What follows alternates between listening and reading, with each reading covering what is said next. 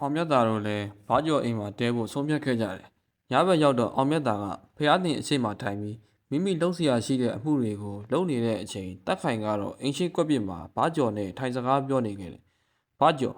မင်းကြုံခဲ့ရတာတွေပြောပြမယ်ဆို။အော်ဟုတ်သားပဲကျုပ်ကမေ့နေတာ။ကျုပ်ဆိုအဲ့ဒီအချိန်တေးပြီးထင်းနေတာဘလို့စဖြစ်တာလဲ။အဲ့ဒီနေ့ကလာပြညကြီးကျုပ်တို့ကလည်းမိကင်းဆောင်ရင်ကာလာသားတွေစုပြီးရွာထဲမှာအရက်ထိုင်တောက်ဖြစ်ကြတယ်။အရက်ကလေးနည်းနည်းမူးလာတော့ဥကလာအကြောင်းကပါလာတယ်။အရင်ကဥကလာခြံနဲ့ဝင်ခိုးတဲ့ကောင်တွေကြောက်လန့်စရာအဖြစ်တွေကြုံခဲ့ရတဲ့အဖြစ်တွေပြောခဲ့ကြတယ်။ပြောနေရင်းမှာထုံးမြင့်ဆိုတဲ့ကောင်ကဒီည12နာရီတိတိမှာဥကလာခြံထဲမှာမွေးထားတဲ့ဘဲတကောင်ကိုကိုးနိုင်ရင်အရက်တောက်ချင်တဲ့လောက်တောက်သူတိုက်မယ်ဆိုပြီးပြောတယ်။ကျုပ်ကလည်းမူးနေတာဆိုတော့အကြောက်လန့်ရမရှိဘူး။အဲ့ဒါနဲ့သူပြောတဲ့အတိုင်းတွားခိုးတာဥကလာခြံထဲကိုဝင်ဖို့ကတိတ်မခတ်ဘူး။သူ့ခြံဘေးမှာပေါက်နေတဲ့တရက်ပင်ပေါ်တက်လိုက်တာနဲ့ခြံထဲကိုကြော်ဝင်လို့ရသွားပြီ။ကျုံလဲတရက်ပင်ပေါ်ကနေခြံထဲဝင်ပြီးခြံအနောက်ကဘဲခြံရှိရာဖြည်းဖြည်းချင်းတိုးလာလိုက်တယ်။အဲ့ဒီလူကဘဲတွေပါမွေးထားတာလား။ဘဲတွေမဟုတ်ဘူး။ကြက်တွေဝက်တွေနွားတွေပါမွေးထားတာ။ကျုပ်ကလည်းအချိန်လေးရနေတော့ဘဲခြံအောက်ကနေခင်းထားတဲ့ဝကတ်တွေကိုချိုးပြီးအိတ်နေတဲ့ဘဲတစ်ကောင်ကိုဖြတ်ခနဲ့ဆွဲယူလိုက်တယ်။နှုတ်သီးကိုကင်ထားတဲ့အတွက်ဘဲကအော်မရပဲတောင်ပန်ခတ်တန်အနှဲငယ်ပဲထွက်ပေါ်လာခဲ့တယ်။အဲ့ဒီအထိအဆင်ပြေနေသေးတယ်။ဘဲကိုအသင်းယူလာတဲ့လုံချီနဲ့လုံးပတ်ပြီးချန်ပီယံကိုပြန်ထွက်ဖို့လုပ်တဲ့အချိန်တစ်ပင်တွေပေါ်ကနေခုန်ချလာတဲ့ခြေတံတွေကိုကြားလိုက်ရတယ်။ခြေတံတွေကမှအများကြီးပဲ။ကျုပ်လည်းခြေတံကြားတဲ့နေရာကိုကြည့်လိုက်တော့တသက်မှတစ်ခါမှမမြင်ဘူးတဲ့ပုံစိုးပန်းစိုးတွေကိုမြင်လိုက်ရတယ်။ကျုပ်ရှိရာကိုလေးဘက်ထောက်ပြီးပြေးတာနေတာမြင်တော့ကျုပ်အပြင်ကိုဘလို့ပြန်ရောက်လာလဲမသိတော့ဘူး။အရက်တောက်တဲ့နေရာကိုပြန်ရောက်တာပဲသိတယ်။ပြန်ရောက်တာနဲ့သတိမေ့သွားတာ၄ရက်လောက်မထနိုင်ဘူး။အဲ့ဒီတဲကဥကလာချန်ဆိုဝေးဝေးကရှောင်းတယ်။ခမားပြောတဲ့ပုံဆိုရင်ဥကလာကသူ့အလုပ်တွေထဲမှာနာနာဘဝတွေကိုအဆောင်အဖြစ်ချထားတာပဲသူ့ကိုတရွာလုံးကဘာမှမပြောနိုင်ဘူးလားဘလို့ပြောနိုင်မှာလဲဗျာတရွာလုံးသူနဲ့တွတ်တဲ့သူမှမရှိတာငွေလိုရင်သူ့စီကပဲယူပြီးလှုပ်ရှားနေရတော့ဘသူကဘာပြောနိုင်တော့မှာလဲသူနဲ့တွေ့လို့မရဘူးလားသူနဲ့ကတွေ့လို့ရတယ်ဒါပေမဲ့အပြင်လူဆိုရင်တော့သူကအတွေ့ခံမှာမလားထားလိုက်ပါသူအကြောင်းနောက်တော့သိလာရပါလိမ့်မယ်တက်ခိုင်လဲကွက်ပစ်ပေါ်ကနေထားဖို့လုပ်တဲ့အချိန်ဖျောက်ဖျောက်ကလိုးဟာဘာတွေတော့ဟာအိမ်မော်ကိုကြလာတာဘာကျော်ကအလံတကြားထအော်တော့အိမ်ထဲမှာရှိတဲ့ဘာကျော်မိဘတွေအပြင်ကိုပြေးထွက်လာတယ်ဘာကျော်ခဲလုံးတွေခမိုးဘော်ကိုကြလာတာဘဲကပြစ်မှန်းလည်းမသိဘူးတက်ခိုင်ကအိမ်ခမိုးဘော်ကနေကြလာတဲ့ခဲလုံးတွေကိုကောက်ကြည့်လိုက်တော့ဒါကကြောက်စတဲ့အမျိုးအစားပဲဒီလိုကြောက်တွေကရွာထဲမှာရှိတာလားရွာထဲမှာတော့မရှိဘူးဥကလာခြံထဲမှာလမ်းခင်းဖို့ပုံထားတဲ့ကြောက်စတဲ့တွေတော့ရှိတယ်ဘာကျော်စကားကိုကြတော့မင်းတို့ဥကလာကတော့ငါတို့ကိုစိန်ခေါ်နေပြီလို့ပြောရင်အိမ်ပေါ်ကိုတက်လာခဲ့လိုက်တယ်တက်ခိုင်အိမ်ပေါ်ရောက်တော့အောင်မြတ်တာကဖျားတင်ရှိကနေမတ်တက်ရက်ပြီးတက်ခိုင်ခြံနောက်တွေမှာဒီအချီရိုးတွေတွားချီထားလိုက်ဒါဆိုရင်သူတို့နှောက်ယှက်လို့မရတော့ဘူးဆိုပြီးအချီလုံးတစ်လုံးကိုလွယ်အိတ်ထဲကနေထုတ်ပေးလိုက်တယ်တက်ခိုင်လည်းအချီရိုးကိုယူပြီးခြံနောက်တွေမှာခြိလိုက်တော့မှခေါင်းမိုးပေါ်ကျနေတဲ့ခဲတွေရက်သွားတယ်ခဲတွေကြတာရက်သွားတော့အောင်မြတ်တာကဘာကျော်ရဲ့မိဘတွေကိုအကြီးတို့ရွာမှာအခုလိုခဲတွေကြတာအရင်ကဖြစ်ဘူးလားအောင်မြတ်တာရဲ့စကားကိုကြားတော့ဘာကျော်ရဲ့မိဘတွေကတယောက်မျက်နှာတယောက်ကြည့်ပြီးအခုလိုဖြစ်တာကျုပ်တို့ကိုပယ်ထုတ်လိုက်တာပဲသူမကျေနပ်တဲ့သူဆိုရင်အိမ်ပေါ်ကိုခဲတွေကြလာတတ်တယ်အဲ့လိုကြပြီဆိုရင်သူလေထဲမှာအလုံးလုံးမရတော့ဘူးသူ့စီကနေဘာမှမရတော့ဘူးအခုလိုဖြစ်တာ၄အိမ်လောက်ရှိပြီကျုပ်သဘောပေါက်ပြီးစိတ်အရမ်းကြီးမပူပါနဲ့ဒီရွာမှာအကြီးတို့အရင်ပိုင်ခဲ့တဲ့လယ်မြေဘယ်လောက်ရှိလဲအကြီးတို့ပိုင်ခဲ့တာဆိုရင်10ဧကလောက်ရှိမယ်အခုတော့အားလုံးမရှိတော့ဘူးလေတရွာလုံးနစ်နာထားတဲ့လယ်မြေတွေပြန်ရအောင်ကူညီပေးပါမယ်အခုအကြီးတို့ကြုံတွေ့နေရတဲ့အခက်အခဲတွေအနှောက်အယှက်တွေကိုဖြည့်ရှင်းပေးမလို့ကျုပ်တို့ဒီဘွာကိုရောက်လာတာပါစိတ်အေးထားပြီးနေကြပါလို့မှာပြီးအောင်မြတ်တာနဲ့တက်ခိုင်တို့နှစ်ဦးရွာအပြင်လေကွင်းဆက်ကိုထွက်လာခဲ့လိုက်တယ်ရွာမြေအဆက်ကိုလည်းရောက်ရောအောက်တက်တဲ့အနက်တစ်ခုကပဲကင်းတွေထဲကနေလွင့်ပြန်လာခဲ့တယ်ဆရာဒီအနက်ကလူတွေတေပြီးပုတ်တဲ့အခါထွက်တဲ့အနက်မဟုတ်ဘူးလားဟုတ်တယ်ဒါကြောင့်ရှေ့ဆက်မသွားပဲစောင့်ကြည့်နေတာပဲကင်းတွေအကုန်လုံးထဲမှာနာနာဘဝတွေရှိနေတယ်ကျွန်တော်တို့ဘာဆက်လုပ်ကြမလဲဒီနေရာကအဓိကဇစ်မြင့်နေရမဟုတ်ဘူးဒီထဲကကောင်တွေကိုမောင်းထုတ်လိုက်ရင်လည်းပြန်လာကြအောင်ပါပဲလယ်မြေထဲမှာမြုပ်ထားတဲ့အစီအရင်တွေကိုဖော်ထုတ်မှရမယ်အခုလက်ရှိအခြေအနေကိုသိရပြီမို့လို့မနက်ဖြန်ဥကလာအိမ်ကိုတွားပြီးမီးစင်ကြီးကကြတာပေါ့အောင်မြတ်တာတို့လည်းပဲကင်းတွေရှိရာဘက်ကနေပြန်ထွက်လာပြီးရွာထဲကိုဝင်လာခဲ့လိုက်တယ်မနက်မိုးလင်းတော့ဆရာတို့ကျုပ်ကိုခေါ်တယ်ဆိုလို့အေးဟုတ်တယ်ဥကလာအိမ်ဘယ်နားမှာလဲဆိုတာသိကျင်လို့မေးမလို့ပါအော်ဥကလာအိမ်ကဒီရွာလန်းအတိုင်းတဲတဲ့သွားရင်တွေ့လိမ့်မယ်တအိမ်လုံးရေနံကြီးတုတ်ထားတာသူ့တအိမ်ပဲရှိတယ်အေးမင်းနဲ့လှုပ်ရှားရှိတာလုံးဆရာတို့ကဥကလာအိမ်ကိုသွားမလို့လားတတိထားအောင်နော်ဘာကျော်ရဲ့စကားကိုကြားတော့အောင်မြတ်တာကအနှဲငယ်ပြုံးပြကရွာလန်းအတိုင်းဝင်လာခဲ့လိုက်တယ်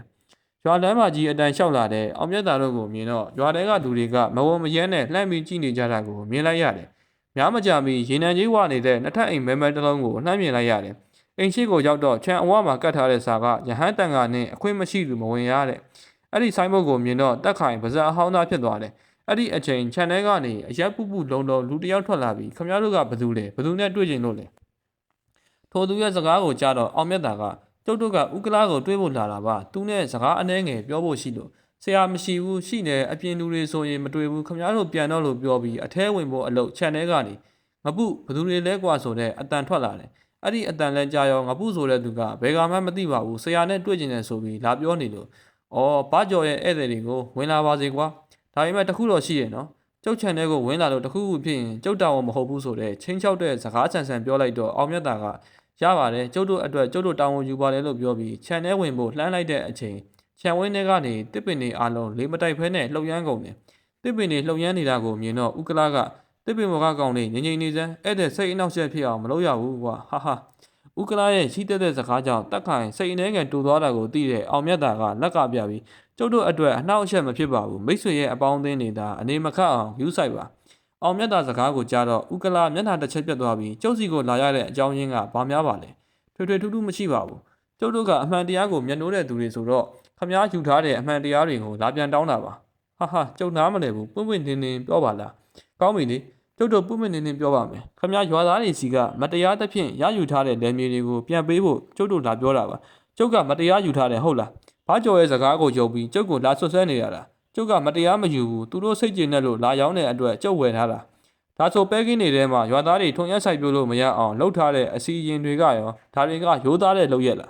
ဟာဟာဟာခမရတို့ကကျုပ်ကိုလာချင်းချောက်နေတာလားကျုပ်ကဘာကိုမှမကြောက်လို့ဒီအလုပ်လှုပ်ရှားနေတာခမရတို့အကောင်းပတိပြန်ကျင်နေဆိုရင်အခုချက်ချင်းရွာထဲကနေထွက်သွားပါမထွက်သွားဘူးဆိုရင်ကျုပ်ကိုအစိုးမဆိုပါနဲ့ကျုပ်တို့ဒီရွာကိုရောက်လာတယ်ဆိုတာရွာသူရွာသားတွေရဲ့အခက်အခဲတွေကိုဖြေရှင်းပေးဖို့ရောက်လာတာမိတ်ဆွေကိုအရင်ဆုံးမေတ္တာရက်ခံတယ်ဒါကိုလက်မခံရင်တော့ကျုပ်တို့ညီကျုပ်တို့ဟန်နဲ့ဖြေရှင်းရလိမ့်မယ်ကောင်းပြီလေတင်းတို့ဘာများလုပ်နိုင်မလဲဆိုတာစောင့်ကြည့်နေမယ်ကျုပ်ပိုင်တဲ့လဲတွေရာတွေတွေကတရွက်တရွက်တင်းတို့ယူသွားနိုင်ရင်တင်းတို့ဖြစ်စေခြင်းနဲ့အတန်ကျုပ်လုပ်ပေးမယ်တကယ်လို့တင်းတို့မယူနိုင်ဘူးဆိုရင်ဒီရွာကိုဘယ်တော့မှခြေမချမိပါစေနဲ့ကျုပ်သဘောတူတယ်ကျုပ်ဘယ်အချိန်စရမလဲမိတ်ဆွေပြောပါဒီညစလို့ရပါပြီတင်းတို့ရဲ့ကြောက်လန့်နေမဲ့မျက်နှာတွေကိုကြည့်ဖို့ကျုပ်စောင့်နေပါမယ်ငပုဧည့်သည်တွေကိုလိုက်ပို့လိုက်အောင်မြတ်တာလည်းလိုချင်တဲ့စကားကိုကြားရပြီးမို့ခြံဝိုင်းထဲကနေပြန်ထွက်လာခဲ့လိုက်တယ်ဘာကျော်တို့အိမ်ကိုပြန်လာတဲ့လမ်းမှာတော့တက်ခိုင်ကဆရာဒီညဘယ်အချိန်စမှာလဲညကြရင်လူကြီးတိတ်ချိန်ဖြစ်တဲ့ဆယ်ရက်ဒီလောက်မှာစမယ်အခုပြန်ရောက်တာနဲ့ရွာသားတွေကိုမှားတရားရှိတာမှားရမယ်အောင်မြတ်တာတို့လည်းပြန်ရောက်တာနဲ့အိမ်သားဒီဇက်ကရွာသားတွေကိုခေါ်ပြီးညဘက်ရောက်တဲ့အခါအိမ်ထဲကနေအိမ်ပြင်ဘယ်သူမှမထွက်ကြဘူးမှားခဲ့လိုက်တယ်အချိန်ကတဖြည်းဖြည်းကုန်းလုံလာသလိုအမောင်နူးကလည်းတဖြည်းဖြည်းကြီးဆိုးလာခဲ့တယ်အမောင်နူးထဲမှာတော့တရွေ့ရွေ့ရှောင်းလန်းလာသူနှစ်ဦးရှိနေခဲ့တယ်သူတို့ကတော့အောင်မြတ်တာနဲ့တက်ခိုင်ဆရာအချိန်ကြတော့မယ်တက်ခိုင်ရဲ့စကားကိုကြားတော့အောင်မြတ်တာကလက်ကပြပြီးခဏဆောင်လိုက်ပါအောင်သူတို့ဘက်ကအရင်ကြည့်အောင်မယ်အောင်မြတ်တာစကားဆုံးပြီးတိတ်မကြခင်မှာပဲကင်းတွေကမြေစာတွေကမိုးထလာခဲ့တယ်တက်ခိုင်ကအောင်မြတ်တာကိုလှမ်းကြည့်လိုက်တော့အောင်မြတ်တာကခေါင်းငိမ်ပြီးအချက်ပြလိုက်တယ်တက်ခိုင်လည်းအမိတ်ရပြီးမို့ကင်းတွေကိုဆင်းလိုက်တဲ့အချိန်မြေစာပုံတွေကြားထဲမှာငုတ်တုတ်ထိုင်နေတဲ့မဲကောင်တွေကတက်ခိုင်ရှိရာကိုပြေးဝင်လာခဲ့တယ်ညအမောင်ထဲမှာမို့ပြေးဝင်လာတဲ့အရာတွေကိုတဲကွဲစာမမြင်ရပေမဲ့တက်ခိုင်သတိထားကအနားရောက်လာတဲ့အကောင်တွေကိုလေထဲကနေလဝက်ဆောင်နဲ့ရိုက်ထုတ်ပစ်လိုက်တယ်လက်ထဲမှာကင်ထားတဲ့အင်းအစွမ်းကြောင့်အနားကပ်လာတဲ့ကောင်တွေကင်းအဆက်ထိတိုင်အောင်လွင့်ထွက်သွားတယ်အင်းချက်အစွမ်းကိုတိလိုက်ရတဲ့ငနဲသားတွေကအနားကိုကပ်မလာရတော့ပဲအဝေးကနေရစ်တီလုပ်ပြီးအခြေအနေကိုစောင့်ကြည့်နေတဲ့အကြောင်းတက်ခိုင်နဲ့ကင်းတွေကပဲပင်တွေကိုလက်နဲ့ဆွဲနှုတ်ပြီးအပေါ်ပြန်တက်ဖို့လုပ်တဲ့အချိန်ဟိုဘက်ကင်းကနေဒီဘက်ကင်းကိုခုံပြီးလှမ်းလာနေတဲ့အကောင်တကောင်ကိုထပ်မြင်လိုက်ရတယ်အကောင်ကတော်တော်ကြီးတယ်ပြောရမယ်ဆိုရင်ကင်း2ဧကလောက်ကိုတစ်ခါခုံလောက်ပဲရှိတယ်အောင်မြတ်တာလည်းတက်ခိုင်ကိုအပေါ်တက်ခိုင်းပြီးခုံကျော်လာတဲ့အကောင်မြင်သာအောင်ကင်းဇက်တီဆင်းကစောင့်နေလိုက်တယ်အောင်မြတ်တာလည်းကင်းသားရောက်တော့ဆွေကနေခုံပြီးပြေးလာတဲ့ကောင်ကအနားရောက်လာတယ်အနားရောက်တော့တေချာကြည့်လိုက်တော့မှဝါးနှပြန်စာလောက်မြင့်တဲ့အရက်ရှိတဲ့အပြင်လက်ထဲမှာလည်းမီးလောင်နေတဲ့တင်းကုတ်တစ်ခုကိုကင်ထားတာတွေ့လိုက်ရတယ်အောင်မြတ်တာကအရှိမရက်နေတဲ့နာနာဘဝကောင်ကိုမြင်တော့တင်ကဘလို့ပတ်သက်မှုကြောင့်ဒီနေရာကိုရောက်နေရတာလေအောင်မြတ်တာရဲ့စကားကိုကြားတော့ငါကဒီနေရာကိုအပိုင်သားရထားတာငါနာမည်စံထွားကွာဒီနယ်တဝိုက်မှာစွန့်ထွားဆိုရင်မသိတဲ့သူမရှိဘူးအပိုင်နဲ့ထဲလာပြီးငါ့ကိုခွင့်မတောင်းမဲအပင်တွေကိုနှုတ်ယူသူတင်းတို့တေပေတော့လို့ပြောပြီးလက်ထဲကမီးဆွဲနေတဲ့တုံးနဲ့လှမ်းရိုက်ပါလေရောဂျိုက်ချက်ကအားပါပြင်းထန်ပြီးဒုံးဆိုတဲ့အတန်နဲ့အတူအောင်မြတ်တာရက်နေတဲ့နေရာတဝိုက်မှာမြေစာတွေဖွာထွက်သွားတယ် တက်ခိုင်နဲ့အောင်မြတ်တာကိုထိသွားပြီးအထင်နဲ့လိုက်ရှာကြည့်တော့အောင်မြတ်တာကရခိုင်ရက်နေတဲ့နေရာမှာမဟုတ်တော့ပဲမလှမ်းမကန်းကပဲကင်းနေစီရောက်သွားတယ်။စံထွားဆိုတဲ့တရေကလည်းအောင်မြတ်တာရှိတဲ့နေရာစီကိုလက်ထဲကမီးတုံးနဲ့လိုက်ရိုက်ပါလေရော။ရိုက်တမျှရိုက်ချက်တွေကအောင်မြတ်တာကိုမထီပဲစိုက်ထားတဲ့ပဲပင်တွေကိုထီပြီးပဲကင်းတစ်ခုလုံးမြေတွေဖွာလန်ကျဲကုန်တယ်။အောင်မြတ်တာကပဲကင်းဆောင်တရေကိုပြန်မတိုင်ဖဲတိတ်ရှောင်နေတာကိုတက်ခိုင်နားမလည်နိုင်အောင်ဖြစ်ခဲ့တယ်။ပဲကင်းဆောင်တရေရဲ့ရိုက်ချက်တွေကြောင့်ပဲကင်းအားလုံးတစားစီဖြစ်တဲ့အချိန်ကြမှာလက်ဘေးမှာကျနေတဲ့တစ်ကန်းကြောက်လေးတစ်ခုကိုကောက်လိုက်ပြီးအင်းစာရွက်နဲ့ပတ်လိုက်တယ်ဆိုရင်ပဲတစ်ကန်းကြောက်ကလေးကနေအင်းစမတွေပြည့်နေတဲ့တောင်ဝေးတစ်ချောင်းဖြစ်သွားတာကိုတက်ခိုင်မြင်လိုက်ရတယ်။ပဲကင်းကြောက်တရေကသူ့လက်မှာကင်ထားတဲ့မီးတုံးနဲ့အောင်မြတ်တာကိုထပ်ခါလွှတ်ရိုက်နေတဲ့အချိန်အောင်မြတ်တာကလက်ထဲကတောင်ဝေးနဲ့ခံလိုက်တော့ဖြောင်းဆိုတဲ့အတန်နဲ့အတူမီးတုံးကနှစ်ပိုင်းကျိုးပြီးလွင့်ထွက်သွားတယ်။မီးတုံးနှစ်ပိုင်းကျိုးသွားတဲ့အချိန်ပဲကင်းကြောက်တရေကလယ်ထဲမှာရှိနေတဲ့မြေစာခဲတွေနဲ့အောင်မြတ်တာကိုပြစ်ပါလိရော။အောင်မြတ်တာကရှောင်းခြင်းလည်းမရှိတုံးလုံးချောက်ချခြင်းလည်းမရှိပဲမြေစာခဲတွေလာရဘက်ကိုမျက်နှာမူကရက်နေခဲ့တယ်။မြေစာခဲတွေကအောင်မြတ်တာခန္ဓာကိုယ်စီမရောက်ခင်လက်တကန်းအကွာလောက်ရောက်တော့အတားအဆီးတစ်ခုခုနဲ့စီးခံလိုက်တယ်လို့ရှေ့ဆက်မတိုးတော့ပဲအောက်ကိုတဖုံဖုံနဲ့ကြပါလေရောပစ်လွတ်နေတဲ့မြေစာခဲတွေကအောင်မြတ်တာအချိန်မှာခါးချောင်းလောက်အထိဖြစ်နေပြီ။အဲ့ဒီအချိန်ရောက်တော့မှအောင်မြတ်တာကမြေစာပုံပေါ်မှာအင်းတရွက်ကိုပစ်ချလိုက်တယ်။အင်းစာရောက်ကမြေစာပုံပေါ်ရောက်တာနဲ့မြေစာပုံဟာတဖြည်းဖြည်းလှုပ်ရှားလာပြီးအသွင်ပြောင်းလာခဲ့တာနောက်ဆုံးမှာတော့လက်လေးဘက်ရှိတဲ့ဘလူးကြီးတစ်ကောင်ဖြစ်သွားခဲ့တယ်။ဘလူးရဲ့လက်လေးဘက်မှာတော့တင်းပုတ်လှန်တန်းလက်ကျိုးတို့ကိုကင်ထားတာကိုလည်းမြင်လိုက်ရတယ်။မြေစာပုံကနေဖြစ်လာတဲ့ဘလူးကပဲကင်းကြောင်တရေရှိတဲ့ဘက်ကိုရှောက်သွားပြီးအနားလဲရောက်ရောလက်ထဲကလှန်နဲ့ထိုးချလိုက်တယ်။လှန်နဲ့ထိုးလိုက်တဲ့အချိန်ပဲကင်းကြောင်တရေရဲ့ကိုယ်ထဲကနေမဲညစ်ညစ်ချွဲပစ်အရေးတချို့ထွက်ကြလာခဲ့တယ်။ထိုအရေးတွေကပဲကင်းထဲကိုကြားတဲ့အချိန်စူးစူးဝါးဝါအော်ဟဲတန်တွေနဲ့အတူပပလင်မှာရှိနေတဲ့ပဲကင်းတွေတဲကနေလေးဘက်ထောက်ပြီးပြေးလာကြတဲ့နာနာဘဝတွေကိုတက်ခိုင်မြင်လိုက်ရတယ်။လေးဘက်ထောက်ပြီးပြေးလာကြတဲ့နာနာဘဝတွေကပဲကင်းကြောင်တရေကိုကထွက်တဲ့အရေးတွေကိုအငမ်းမရတောက်နေတဲ့အချိန်ရွာထဲဘက်ကနေလည်းအော်တန်ဟစ်တန်ကျိန်းပေါင်းတန်တွေကိုထပ်ကြားလိုက်ရတယ်။အောင်မြတ်တာလည်းရွာဘက်ကိုတစ်ချက်စောင်းကြည့်ပြီးပါဇက်ကနေမေစာဘလူးတင့်ကြော်ကွင်းနဲ့ပဲကင်းကြောင်ဘလူးကိုချီနှောင်ထားလေတော့ဆိုတဲ့အမိတ်ပေးလိုက်တဲ့အချိန်မှာမေစာဘလူးတစ်ဖြစ်လဲလက်လေးဘက်နဲ့ဘလူးကလက်ထဲမှာကင်ထားတဲ့ကျိုးခွေကိုပဲကင်းကြောင်တရေရှိရာဘက်သို့ပစ်လွတ်လိုက်တယ်။ကျိုးကတဝီဝီနေပြီးပဲကင်းကြောင်တရေရဲ့ကိုမှာသွားပတ်ပါလေရောကျိုးကပဲကင်းကြောင်တရေရဲ့ကိုမှာပတ်မိတင်တဲ့တပြိုင်တည်းတဖြည်းဖြည်းချက်တက်ကျက်လာခဲ့တယ်။ကျိုးဝင်းကသေးလာလေပဲကင်းကြောင်တရေရဲ့ကိုကလည်းသေးလာလေဖြစ်လာခဲ့တာနောက်ဆုံးမှာတော့လက်တထွာတာတာအယုတ်ကလေးဖြစ်သွားခဲ့တယ်။အယုတ်ရဲ့ကိုမှာတော့အနီရောင်အချီကျိုးတွေကရစ်ပတ်လျက်အောင်မြတ်တာလည်းအနီရောင်အချီကျိုးနဲ့ရစ်ပတ်ကန်ထိထားတဲ့အယုတ်ကိုကြည့်ပြီးအစိမ့်တွေအယိုးနဲ့ထွင်းထူထားတဲ့အစီအမှန်ပဲဒီလိုအစီအမှန်တွေကကြောက်စရာကောင်းတယ်လို့အရန်လဲအစွမ်းထက်တယ်အောင်မြတ်သားရဲ့စကားကိုကြားတော့တက်ခိုင်ကအဲ့ဒီအစီအမှန်ကိုဥကလာကဘလို့သိနေတာလဲသူကိုယ်တိုင်နှုတ်ထားတာတော့မဖြစ်နိုင်တဲ့အတွက်သူ့ရဲ့လက်ဆွဲဆရာတယောက်တော့ရှိရမယ်တက်ခိုင်ငါတို့ရွာထဲသွားပြီးအခြေအနေကိုကြည့်ရအောင်မြတ်သားတို့လည်းအစီအမှန်ယုံလေးကိုယူပြီးမြေစာဘလူးရဲ့ကြောမှာကတ်ထားတဲ့အင်းစာရွက်လေးကိုဖြုတ်ချလိုက်တဲ့အချိန်မှာတော့မြေစာဘလူးပုံစံပြောက်ပြီးဝါကျင်းရွှွမြေတွေပြန်ဖြစ်သွားတယ်အောင်မြတ်သားတို့ရွာထဲဝင်လာတော့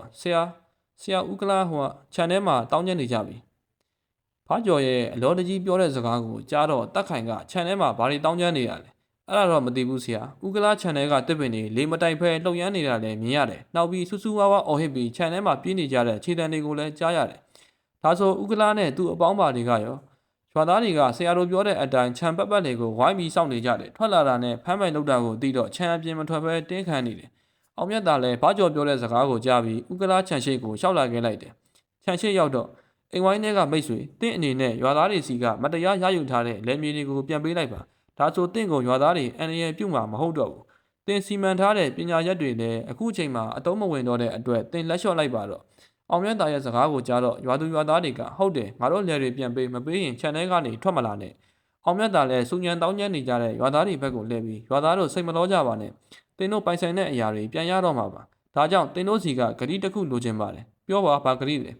ကျုပ်တို့လယ်တွေပြန်ရရင်ပြီးရောဗျာဆရာပြောတဲ့အရာတွေအားလုံးလိုက်နာပြီးမယ်ကောင်းပြီတင်တို့စီကကျုပ်တောင်းဆိုချင်တာကဥကလာကိုအန်ရယ်မပြူပဲလှုပ်ပေးလိုက်ကြပါသူ့ရဲ့ပိုင်ဆိုင်မှုတွေတဲကတင်တို့လယ်တွေကိုပြန်ယူပြီးကျန်တာကိုသူ့ကိုတည်ယူစေပြီးဒီရွာကနေဘေးကင်းစွာနဲ့မောင်းထုတ်ပေးကြပါအောင်မြတ်သားရဲ့စကားကိုကြားတော့ရွာသားတွေကဆရာပြောတာလက်ခံတယ်သူ့ကိုအချိန်3ရက်ပေးမယ်3ရက်ပြည့်ရင်ဒီရွာကနေထွက်သွားရမယ်ရွာသားတွေနဲ့သဘောတူညီချက်ရတော့အောင်မြတ်တာကခြံပေါက်ဝမှာရက်ပြီးဤခြံဝင်းအတွင်းမှာရှိတဲ့နာနာဘဝမကောင်းဆိုးဝါးများအောင်လန်းအစီရင်နဲ့စီရင်ခိုင်းစေခံထားရတဲ့ပုံကိုများတင်တို့ကိုကျုပ်အောင်မြတ်တာအမိန်ပေးတယ်ယခုချက်ချင်းဤခြံဤရွာဤဒေသကနေထွက်ခွာစေ တင်တို့ကြံရှိနေခဲ့မယ်ဆိုပါကကျုပ်ဤအင်းစမအစွမ်းအကြောင်းကိုတင်တို့ခံစားသိရှိစေရမည်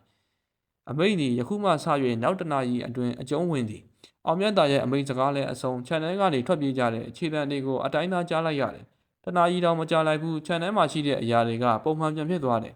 အောင်မြတ်သားလည်းလွယ်အိတ်ထဲကအယုတ်ကိုထုတ်ကာရွာသားတွေရဲ့အရှိန်မှာမိရှို့စေခဲ့တယ်ဦးကလားကိုတော့၃ရက်မြောက်နေ့မှာသူပိုင်ဆိုင်တဲ့ပစ္စည်းတွေနဲ့အတူရွာကနေမောင်းထုတ်ခဲ့တယ်အောင်မြတ်သားတို့လည်းမတန်ရှင်းတဲ့လက်မြေတွေကိုရေမန်းများဖြင့်ဖြန်းစေခြင်းအိမ်နဲ့ရွာပတ်ဝန်းကျင်ကိုအင်းစမများဖြင့်ကာယံခြင်းများဆောင်ရွက်ခဲ့တာ၃ရက်လောက်မှပြီးစီးခဲ့တယ်။ပြန်မဲ့နေ့အရောက်မှာတော့ရွာရဲ့အနောက်ဘက်လယ်ကွင်းနေနားမှာလူတလန်လောက်ရှိတဲ့လင်းတတကောင်လာနာတာကိုရွာသားတွေမြင်တော့အောင်မြတ်သားကိုလာပြေးပြောပါလေရော။အောင်မြတ်သားကသူ့ရဲ့လက်ဆွဲတော်အပြုံးတပွင့်ကိုရွာသားတွေကိုလက်ဆောင်ပေးပြီးမစိုးချိန်မှနဲ့ရွာထဲကိုဘလို့အရာမှဝင်မရအောင်လုပ်ပေးခဲ့ပါတယ်။အကယ်၍အန်ရရဲ့တစ်ခုခုကြုံလာခဲ့ရင်ကျုပ်ပေးထားတဲ့ရေမန်းစီမန်းတွေကိုလိမ့်မာတိုက်ပါပတ်ဖြန်းပါလို့မှားကြရင်ရွာထဲကနေထွက်လာခဲ့လိုက်တယ်။အောင်မြတ်သားတို့ရွာပြင်ရောက်တော့အကောင်းငင်ပေါ်မှာလင်းတာတွေအုပ်စုဖွဲ့ပြီးဝဲနေတာကိုမြင်လိုက်ရတယ်။လင်းတာတွေကိုမြင်တော့အောင်မြတ်သားကဥကလာကတော့ကြွတ်မနိုင်ကြည်မီးနဲ့ရှို့ပြီးထင်ပါရဲ့တက်ခါရေးငါတို့လည်းခကြီးထက်မဆက်ရတော့ဘူးထင်တယ်။ဒီပြဿနာကိုအရင်ရှင်းရအောင်ပဲထင်ပါလေလို့ပြောပြီးကောင်းငင်ပေါ်ကိုလက်ညှိုးထိုးပြလိုက်တယ်။တက်ခိုင်ကဆရာရှိရင်ဘယ်နေရာမဆိုလိုက်ရဲပါတယ်လို့ပြန်ပြောရင်းဆရာတပည့်တွေခြေတန်းကျဲကြီးတွေနဲ့ထွက်လာခဲ့ကြတော့တယ်။